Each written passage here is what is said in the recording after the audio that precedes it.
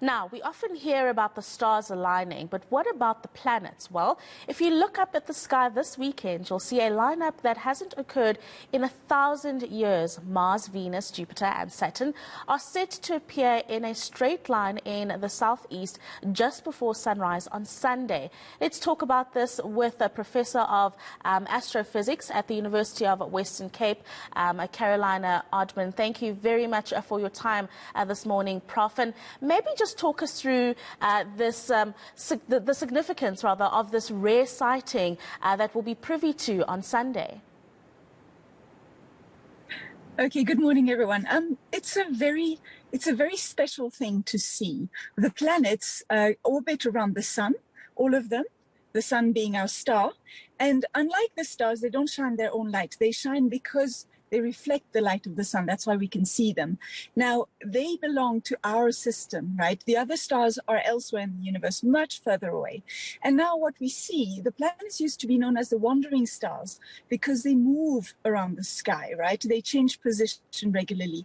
And we are so lucky to have this alignment of the planets now in the early morning sky before sunrise towards the southeast. They will appear just as a line. And the planets that we see are the planets that are visible with the naked eye. So it's Venus, it's Mars, that's distinctly red, is Jupiter and Saturn. And if you have a chance to look at Saturn with a telescope with binoculars, I really strongly recommend it because you'll be able to see the rings of Saturn around the planet. So it's an incredible sight to be witness to. No, absolutely. It sounds incredible and one is really looking forward to it. But what is the significance of this alignment? Does it mean anything in any way? Well, if you think about it just on purely scientific term, it just happens to be a coincidence of perspective. We are just positioned at the right place to see the planets in a straight line. But it also is an indication that the planets are all on a disk around the sun. So we're all going sort of in a flat motion, a flat circle around the sun, and you can sort of guess that shape. You can guess at which angle we are compared to the other planets, how the disk of our orbits is around the sun. That's sort of scientifically, but I think much more profoundly is the awe and the sense of wonder that it gives us to look at the sky and to see the planets align, because really this is the sort of alignments that our ancestors and all the people in our past will have seen as well. Maybe not this alignment like this, but they will have paid notice. So today we live in cities, it's in the evenings, so we're not as connected to the stars as we used to be. But the stars really used to give rhythm to our lives. They used to tell us about the seasons. They used to tell us about the different times of year. And when we see an alignment like that, the expression "the stars align" it comes from a reason. So it would, people would believe that it would augur something good for the future. And I think the privilege to witness something like this is something that we've shared with our ancestors. The Khoisan had a very strong relationship with the star. And there's a lot of indigenous star law and indigenous knowledge about the stars that I think we can celebrate, especially because it happens on a day like this, on Freedom Day. No, absolutely. And I think I'd like to know, are they evenly spaced, these planets, when they align? Because that would add to this great fascination that we're about to witness.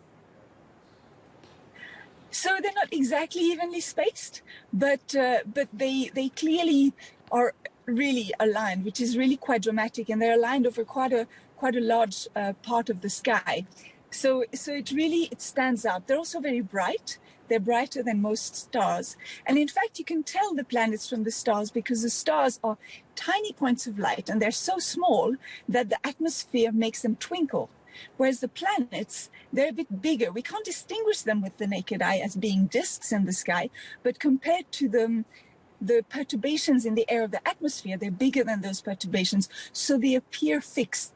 They don't twinkle as much as the stars. And that's one way of telling the planets away from the stars. No, I'm sure many people listening to our conversation and now, Prof, are hoping not to miss the sighting when it happens. So maybe just furnish us with some details of how long this alignment would last. Is it something that happens in the blink of an eye and it's disappeared for another 1,000 years?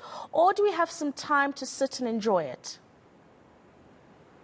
So it's a very good question. We do have some time to sit and enjoy it. In fact, the 4 planets we're talking about have been visible in the early morning sky for quite a few days already. Now they're just coming into sort of the most optimal alignment. But even if you miss it, say, tomorrow morning, in a week's time, and you get up before sunrise, you'll still be able to see it.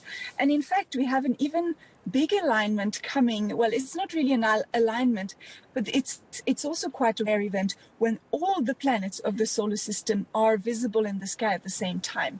So that means Mercury and Venus and Mars and Jupiter and Saturn, but also Uranus and Neptune. And that will happen towards the end of June.